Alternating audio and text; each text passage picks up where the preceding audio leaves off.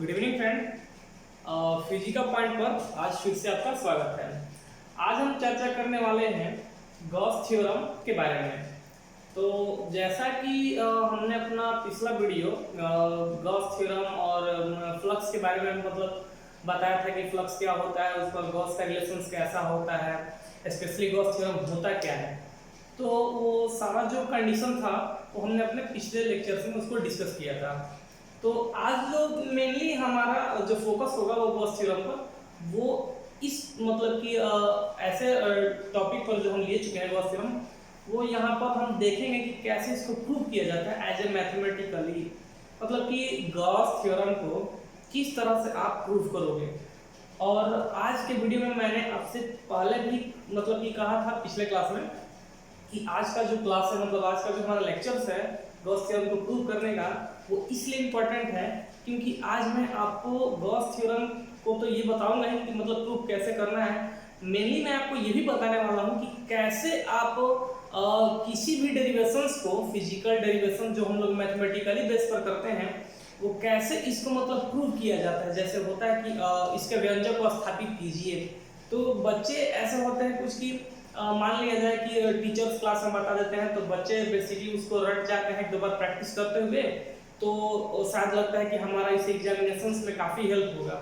लेकिन मैं आज आप लोगों को ये बताने वाला हूँ कि किस तरह से आप अपना खुद का दिमाग इस्तेमाल करें, मतलब आप खुद कैसे माइंड सेट करोगे, आपके पास क्या ऐसा क्राइटेरिया होना चाहिए एक डेरिवेशंस को प्रूव करने के लिए। और बेसिकली अगर मैं अगर स्टूडेंट के व्यू से सोचूं तो किसी भी स्टूडेंट को ऐसा लगता है कि अरे यार ये तो टीचर्स है, ये तो बता दिए, इनको आता है, तो हमें कैसे आएगा।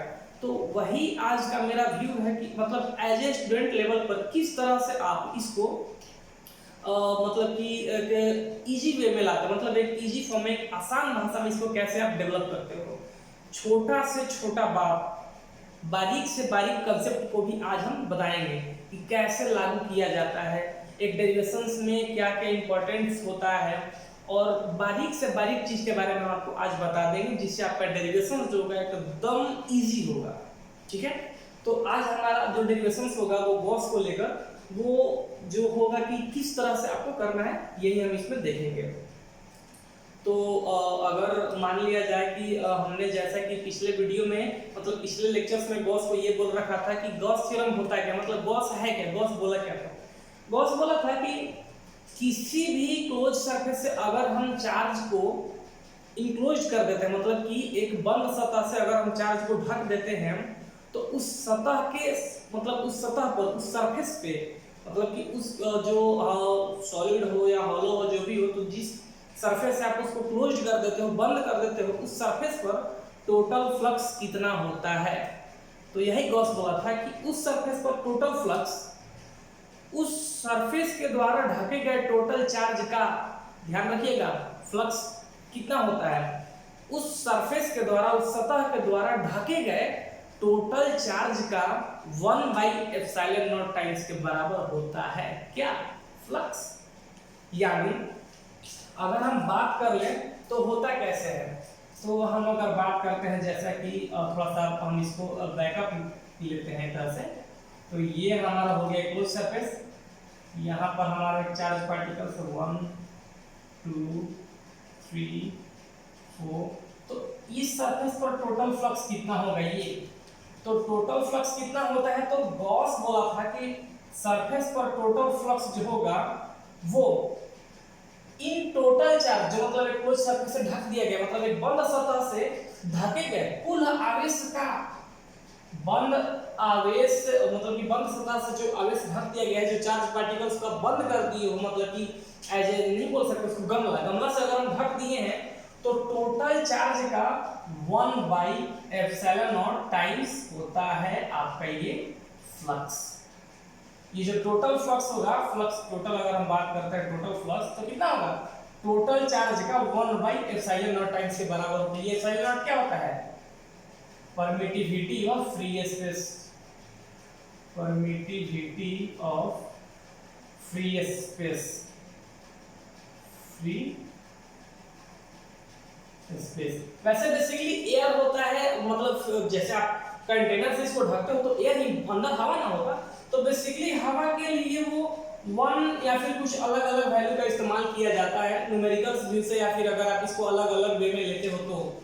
लेकिन यहाँ पर जैसे कि हम चर्चा कर रहे हैं कि गॉस अपने स्टेटमेंट में क्या बोला था, तो गॉस अपना स्टेटमेंट में, अपने थ्योरम में, अपने प्रमेय में ये बोला था कि अगर आप किसी भी मतलब कि सतह से, मतलब कि आवेश को अगर आप ढक देते हो, किसी भी सतह से अगर आप आवेश को ढकते हो, मतलब आप जितना ढक लो आवेश को, उससे कोई मतलब नहीं है, तो उस सतह पर, उस सरफेस पर टोटल फ्लक्स कितना होगा, टोटल फ्लक्स कितना होगा, तो टोटल फ्लक्स कितना होता है भैया, ये बोला कि जितना आप चार्ज को ढक दिए हो उस टोटल चार्ज का 1/ε0 टाइम्स के बराबर क्या होगा, उसका फ्लक्स होगा। क्लियर, ये बोला था गॉस। अब वैसे फ्लक्स क्या होता है, हमने पिछला वीडियो में ये भी बता रखा है आपको। तो फ्लक्स जो होता है वो किसी भी एरिया का एक फोर्स ऑफ अट्रैक्शन होता है, किसी भी क्षेत्र का एक आकर्षण बल होता है, जिससे, जिसके हेल्प से वो अधिक से अधिक इलेक्ट्रिक फील्ड लाइन को क्या करता है, क्रॉस करवाता है, इलेक्ट्रिक फील्ड लाइन को क्रॉस करवाता है। वैसे सिंपल भाषा में बोला जाए, मतलब एज ए बुक्स के लैंग्वेज में अगर आप बोले तो होता है कि किसी भी एरिया का flux total numbers of electric field line pass करने के बराबर होता है। लेकिन हमने पिछले वीडियो में आपको बता रखा है कि फ्लक्स कुछ नहीं होता है, जनरली अगर आप बोलोगे तो फोर्स ऑफ अट्रैक्शन होता है। किसका, किसी भी एरिया का भैया, किसी भी एरिया का फोर्स ऑफ अट्रैक्शन होता है फ्लक्स, क्योंकि उसी के कारण वो ज्यादा से ज्यादा इलेक्ट्रिक फील्ड लाइन को क्या करता है, क्रॉस करवाता है। क्लियर, तो यह हमारा छोटा सा एक समरी जो हमने पिछला लेक्चर में कर रखा था। अभी हम इसको प्रूव करने पर आते हैं। अब आप बारीक से एकदम ध्यान से इसको देखिएगा कैसे हो रहा है। हम हर पॉइंट पर जिक्र जरूर करेंगे, जहां जहां पर एक स्टूडेंट को प्रॉब्लम होता है हम वो सारा पॉइंट को ले लेंगे, मतलब कि वहां पर इसका जरूर हम जिक्र करेंगे। तो हम लोग देखते हैं।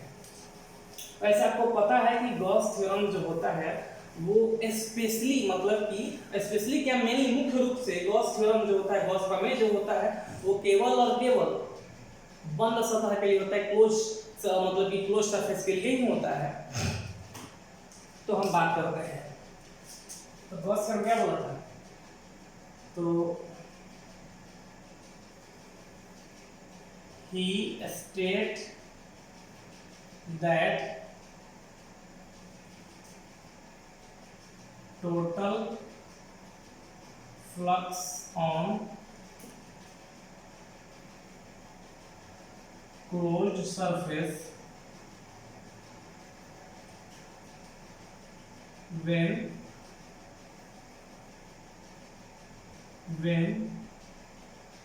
it enclosed charges then it equal to the 1/ε0 times of the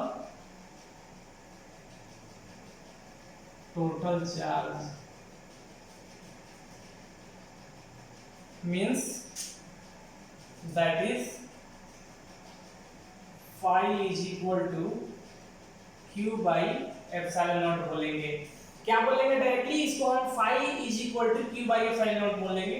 वैसे आप लोग तो ये जानते हो phi is equal to 1/ε0 summation of q, ये जानते हो आप लोग, ठीक है। तो कोई भी उसमें कोई दिखा, हमको इसी को प्रूव करना है। हम यहाँ पर क्या लिखेंगे, वो आप बोले थे कि एक क्लोज सरफेस पर जो फ्लक्स होता है, जब वह चार्जेस को इंक्लूड कर लेता है तब किसके बराबर होता है, टोटल चार्ज के 1/ε0 टाइम्स के बराबर होता है, जो चार्ज उसमें ढक दिया गया है, जिस चार्ज को ढका गया है, ठीक है। तो हम इसको देखते हैं। तो अगर हम बात करते हैं तो हम एक चार्ज को लेते हैं, चार्ज, पॉजिटिव चार्ज। तो पॉजिटिव चार्ज लेते हैं तो इसका इफेक्ट जो होगा वो कुछ दूर ऐसे एरिया तक होगा, ये एक एरिया जिसमें इसका इम्पैक्ट होगा। तो इसका इलेक्ट्रिक फील्ड जो होगा वो कुछ यूं होगा,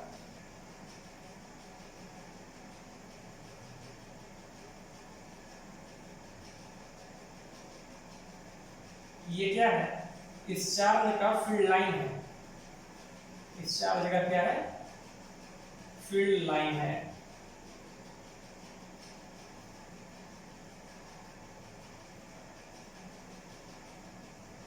ठीक है, ये जो है आपका चार्ज का फील्ड लाइन है, आपने दिखा दिया इसको हम इसका एरिया को अगर बात करें यानी क्षेत्रफल, तो इसको एस से इंडिकेट करते हैं, इसको किससे इंडिकेट करते हैं, एस से, एरिया है ये एस। ठीक है, ध्यान रखिएगा एरिया को हमेशा क्षेत्रफल को एस से इंडिकेट किया जाता है, तो हम कहा जाता है कि नाउ देखिए phi is equal to q by epsilon naught, ये तो गॉस बोला था, लेकिन अगर क्लोज सरफेस का बात आता है, मतलब गॉस हमेशा क्लोज सरफेस का जब बात करता है तो इसको ऐसे भी लिखा जा सकता है, वी कैन ऑल्सो एक्सप्रेस कि phi is equal to integral surface P dot ds। हम इसको ऐसे भी इंटीग्रल सरफेस क्यों बोल रहे हैं, इंटीग्रल सरफेस। अब यहाँ से इसी डेरिवेशन में मैं आपको बताऊंगा कि फिजिक्स में कब, कहाँ और किस कैसे, मतलब कि ये इंटीग्रेशन और डिफरेंशिएशन, समाकलन और अवकलन कैसे मतलब यूज में लाए जाते हैं, हम आपको इसी डेरिवेशन में पूरा बेसिकली ढंग से बताएंगे कि आप कब एक इंटीग्रेशन को सेलेक्ट कर सकते हो, कब एक डिफरेंशिएशन को आप सेलेक्ट कर सकते हो। तो आज आपको हर हिसाब को मतलब कि जितना भी हमारा पॉइंट ऑफ व्यू होगा उसको बारीक से देखना होगा, हम आपको बारीक से बताएंगे। तो हम बात करते हैं, ये हमारा एक चार्ज है तो इसका अपना एक इलेक्ट्रिक फील्ड होगा, तो ये इसका क्या है, S जो है इसका अपना एक इलेक्ट्रिक फील्ड है, S क्या है, इसका अपना इलेक्ट्रिक फील्ड है, यानी कि इलेक्ट्रिक फील्ड लाइन जो होंगे, इस चार्ज से निकले हुए इलेक्ट्रिक फील्ड लाइन जो होंगे वो इस एरिया का हर पॉइंट से निकल रहा होगा, इस एरिया का हर पॉइंट से इलेक्ट्रिक फील्ड लाइन बाहर की ओर निकल रहा होगा।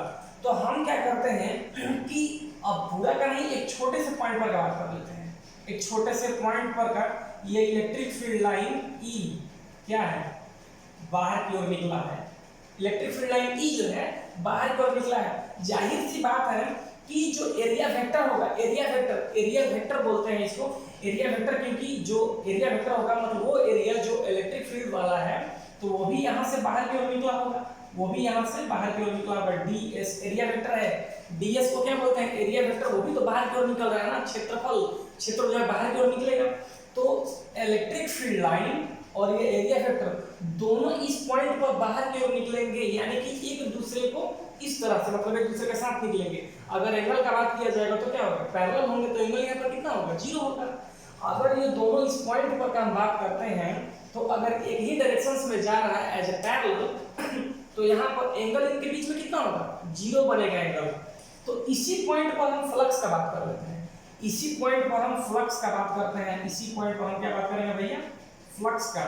तो ध्यान रखिएगा यहाँ से एक चीज कि कभी भी जब एक बड़े से बड़े एरिया या एक बहुत बड़े एलिमेंट, एक बहुत बड़े तत्व का छोटा सा इकाई को सिलेक्ट किया जाता है तो वहां पर डिफरेंशिएशन काम आता है। हम क्या बोल रहे हैं, कभी भी जब एक बहुत बड़े एलिमेंट यानी बहुत बड़े वस्तु या बहुत बड़े एरिया का जब एक छोटा सा पॉइंट पर आप बात करते हो, छोटे से पॉइंट के लिए, तो उस पॉइंट पर निकाला गया वैल्यू हमेशा डिफरेंशिएशन से ही निकलेगा, मतलब डिफरेंशिएशन को ही इंडिकेट करता है। जैसे हमारे पास ये एक बोर्ड हो गया, ठीक है, तो ये एक बोर्ड में अगर हम इस छोटे से पॉइंट की बात करेंगे तो इस छोटे से पॉइंट का वैल्यू लेने के लिए हमको क्या लगाना होगा, यहाँ पर डिफरेंशिएशंस को लाना होगा। क्या लाना होगा, हमें डिफरेंशिएशंस को लाना होगा, dx/dt जो भी है। अगर आप टाइम के रिस्पेक्ट में, कुछ भी के रिस्पेक्ट में कर रहे हैं तो कोई दिक्कत नहीं है, जिसके रिस्पेक्ट में। लेकिन क्या बोल रहे हैं, जब एक बहुत बड़े एरिया, एक बहुत बड़े एलिमेंट का छोटा सा पॉइंट का, बारीक पॉइंट का बात करोगे तो डिफरेंशिएशन आएगा। जैसे कि हमारा ये एरिया तो काफी बड़ा है, लेकिन इस एरिया का हम इस छोटे से पॉइंट के बारे में बात कर रहे हैं, एकदम छोटा वाला पॉइंट। जब एक छोटे से पॉइंट की बात करेंगे तो क्या हमको लेना पड़ेगा, डिफरेंशिएशन लेना पड़ेगा। क्यों, क्योंकि हमने इस बहुत बड़े एरिया के छोटे से पॉइंट के बारे में अभी जिक्र कर रहा, मतलब हम लोग कर रहे हैं। तो यहाँ से इलेक्ट्रिक फील्ड लाइन इसी पॉइंट से बाहर आया है और ठीक इसी डायरेक्शंस में 0 एंगल्स पर एरिया वेक्टर भी बाहर आ रहा है। तो जब इस पॉइंट का हम फ्लक्स का बात करेंगे तो हमको फ्लक्स कैसे लेना होगा, डिफरेंशियल, मतलब कि डिफरेंशिएशंस के फॉर्म में लेना होगा। ठीक है, हमें डिफरेंशिएशन के फॉर्म में लेना होगा। तो इसीलिए हम जरा अपना यहाँ से डिफरेंशिएशन को, मतलब कि यहाँ से क्या करते हैं, हम प्रूफ के बारे में चलते हैं। ठीक है। तो हम क्या लिखेंगे इसको, हम लिखेंगे d phi is equal to E dot d s. D phi is equal to क्या लिखेंगे, ई डॉट डी एस। भैया जरा बात को सुनिएगा, डॉट क्यों लगा है, तो डॉट हमेशा लगता है यहाँ पर पैरेलल फॉर्म को इंडिकेट करने के लिए। वेक्टर का बात कर रहे हैं हम लोग अभी मतलब कि एक टॉपिक है वेक्टर का, अभी तक हमने अपने मतलब कि कोई भी ऐसा लेक्चर, कोई भी ऐसा वीडियो वेक्टर के फॉर्म में नहीं बनाया है। बनाते हैं आपको जरूर आप बताएंगे, लेकिन थोड़ा सा हिंट देते हैं। दो तरह का क्रॉस मतलब कि दो तरह का प्रोडक्ट फॉर्म होता है वेक्टर फॉर्म में। एक जो होता है डॉट के लिए होता है, दूसरा होता है क्रॉस के लिए। डॉट हमेशा पैरेलल प्रोडक्ट मतलब पैरेलल क्राइटेरिया को यानी कि समानांतर हिसाब किताब को बताता है, और अगर क्रॉस लग जाएगा यहाँ पर तो परपेंडिकुलर यानी लंबवत हिसाब किताब को बताता है। तो ये डॉट जो है इलेक्ट्रिक फील्ड लाइन और एरिया वेक्टर के बीच में किस रिलेशन को इंडिकेट कर रहा है, पैरेलल रिलेशन को इंडिकेट कर रहा है, क्योंकि दोनों एक ही डायरेक्शंस में जा रहे हैं। तो ये इलेक्ट्रिक फील्ड लाइन और एरिया वेक्टर के बीच में कितना एंगल बनेगा, अगर भाई पैरेलल है तो एंगल बनेगा ही नहीं, मतलब जीरो होगा। तो यहाँ पर अगर हम इस पूरे एरिया का छोटे से पॉइंट पर बात कर रहे हैं, दोनों एक ही दिशा में जा रहा है, तो फ्लक्स किस रूप में निकलेगा, डिफरेंशिएशन के रूप में निकलेगा। तो पता है डिफरेंशिएशन क्यों लग रहा है, क्योंकि ये बहुत बड़े एरिया का छोटा सा पॉइंट के बारे में बात किया जा रहा है, छोटे एलिमेंट के बारे में बात किया जा रहा है। तो जब भी बहुत बड़े टर्म का, बहुत बड़े एलिमेंट का छोटा सा एलिमेंट यानी छोटा सा पॉइंट के बारे में बात किया जाता है, तो डिफरेंशिएशन काम आता है। तो इसीलिए d phi is equal to क्या लिखेंगे हम, ई डॉट डी एस।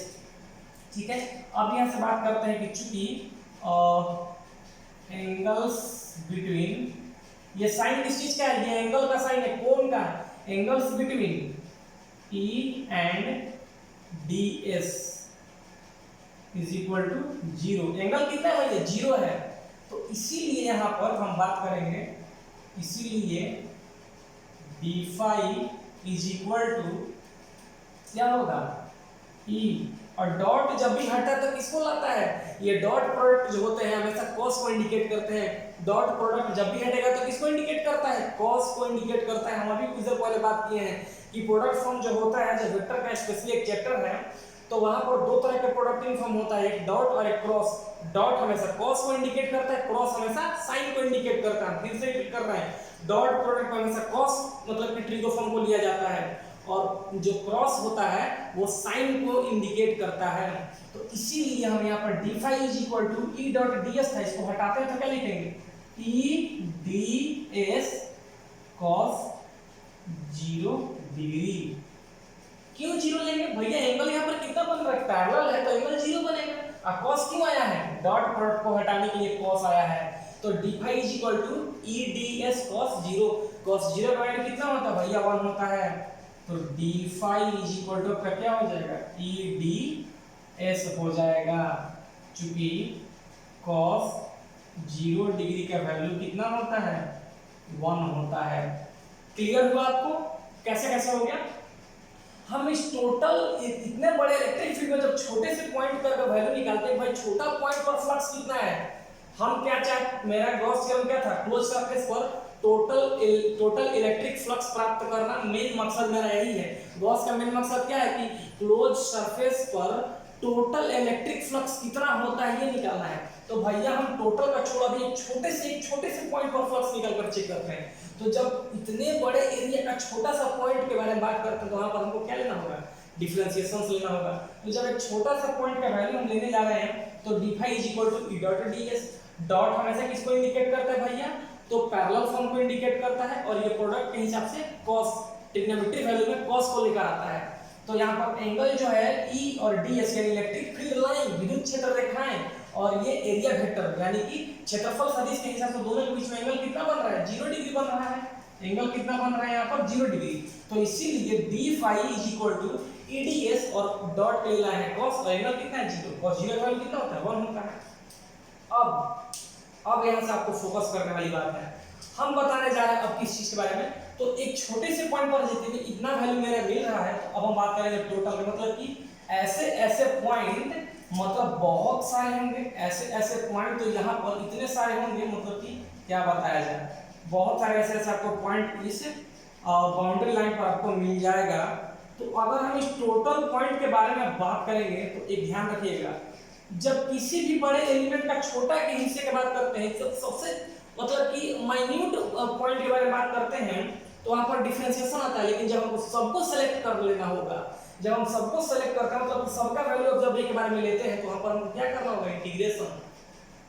ध्यान रखिएगा, जब आप फुल एलिमेंट के बारे में बात करते हैं मतलब एक्सपैंड फ्रॉम, विस्तृत रूप से अगर हमको लेना होगा वैल्यू तो हमको लगाना होगा इंटीग्रेशन। और जब उस पूरे मतलब बहुत बड़े एलिमेंट का छोटे से हिस्से की बात करना होगा तो डिफरेंशिएशन, और जब पूरे लेना होगा तो इंटीग्रेशन।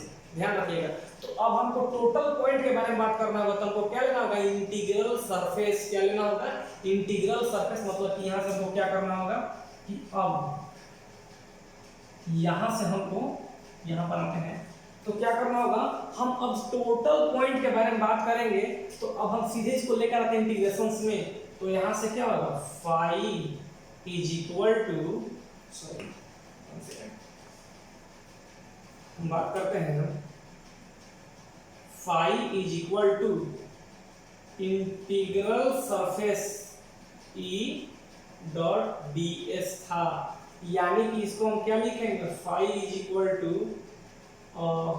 जब पूरा का पूरा कंडीशन हटा देंगे तो ईडीएस मेरा आया हुआ है। आप देख लो क्या आया हुआ है, ईडीएस था तो ईडीएस क्योंकि सेम कंडीशंस के लिए ईडीएस लगा दी। अब ध्यान रखिएगा चूंकि ई ये क्या है, इलेक्ट्रिक फील्ड बोल सकते, इलेक्ट्रिक फील्ड है, इलेक्ट्रिक फील्ड तो वैल्यू कितना होता है भैया, एक चार्ज के कारण जो अब यहां से इस चार्ज का पूरे सरफेस पर तो वैल्यू कितना होगा, आर डिस्टेंस होगा ना। मतलब एक अगर हम किसी भी कर्व के बारे में, एक आर्बिट्रेरी कर्व के बारे में बात करते हैं तो उसका अपने खुद के मतलब कि पॉइंट से बाउंड्री तक का पॉइंट को रेडियस मानकर चलते हो ना भैया, आर मानकर चलते हो। मान लो कि आप इसको आर मानकर चल रहे हो तो हम इसको इलेक्ट्रिक फील्ड क्या निकालते हैं इसको, तो हमारे पास यही ना वैल्यू होता है 1/4 pi epsilon not q by r square, यही ना वैल्यू होता है। ध्यान रखिएगा, इसको हम मान लेते हैं इक्वेशन 1। तो यहां से हम अब हमको इंटीग्रेट करना होगा। तो आपको पता है इंटीग्रेशंस का नियम कि कांस्टेंट टर्म का इंटीग्रेशन नहीं होता। तो ये हमारा क्या है, एक कांस्टेंट टर्म है क्योंकि वैल्यू मिल चुका है इसका। तो हम इसको क्या करेंगे, इसको साइड आउट करते हैं पहले 1/4 pi epsilon not q upon r square. अब हमको किसको इंटीग्रेट करना है, ds को। किसको इंटीग्रेट करना है, ds को इंटीग्रेट करना है। देख लो किसको इंटीग्रेट कर रहे हो, ds को। तो अगर मान लो कि टोटल होल सरफेस का अगर इंटीग्रल फॉर्म में इंटीग्रेट फॉर्म लेते हो तो एज ए अगर हम कर्व सरफेस का बात करते मतलब कि एज ए हम एक क्लोज सरफेस का बात करते हैं तो यहाँ पर क्या होता है, तो यहाँ पर अगर ये integral forms as a ds का बात करेंगे तो क्या होता है, सरफेस एरिया ऑफ स्फीयर मान लेते हैं इसको। हम मान क्या लेते होता है, ये सरफेस एरिया ऑफ स्फीयर के बराबर होता है, कितना होता है, सरफेस एरिया ऑफ स्फीयर के बराबर होता है, जो इसका वैल्यू कितना होगा 4 पाई आर स्क्वायर। इसीलिए फाई इज इक्वल टू क्या हो जाएगा 1/4 pi r square 1/4 pi epsilon not q by r square. अब यहां से आप ये पूरे एरिया वेक्टर का इंटीग्रल मतलब हिसाब किताब अगर इंटीग्रल वैल्यू देखोगे तो कितना हम लोग लेकर आए हैं 4 पाई आर स्क्वायर। भाई बोलोगे कि सर ये आप इंटीग्रल फॉर्म ds का एरिया वेक्टर के रूप में अगर आप निकाल रहे हो तो ये 4 पाई आर स्क्वायर तो टोटल सरफेस एरिया का बात हो गया हो। इस टोटल इस आर्बिट्रेरी मतलब कि फिगर्स का टोटल जो वैल्यू हो जाएगा वो सरफेस एरिया ऑफ स्फीयर के बराबर हो जाएगा, कितना 4 पाई आर स्क्वायर। क्योंकि एक पॉइंट का नहीं टोटल पॉइंट के बारे में बात हो रहा है ना, टोटल पॉइंट मतलब पूरे एरिया का ही बात हो रहा है होल सरफेस का, क्योंकि क्लोजली उसमें उसको बंद कर दिया गया है। तो टोटल सरफेस एरिया के बराबर हो जाएगा कितना होगा 4 पाई आर स्क्वायर। हमने लगा दिया 4 पाई आर स्क्वायर, देखो क्या क्या कैंसिल होगा, आर स्क्वायर से आर स्क्वायर कैंसिल और ये 4 पाई से ये 4 पाई कैंसिल, क्या बचा, इसीलिए आपको क्या मिला है phi is equal to q by epsilon naught. ये देखो आप, जो कि क्या हुआ है प्रूव हो गया है, ठीक है। तो ये रहा आपका गॉस थ्योरम का as a proving conceptual term. हम फिर से आप इसको रिपीट अमाउंट हम फिर से आपके सामने रिपीट कर रहे हैं, देखो क्या देखना है मैंने।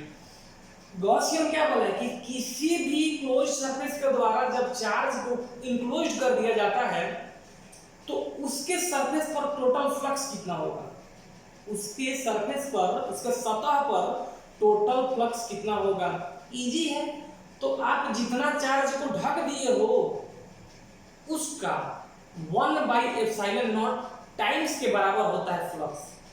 जितना चार्ज आप ढके हो उसका 1/ε0 गुना के बराबर क्या होता है, फ्लक्स होता है। तो कहेंगे भाई जरा इसको थोड़ा सा मैथमेटिकली हिसाब किताब लगा के दिखाते हैं कैसे होता है, बता दो जरा।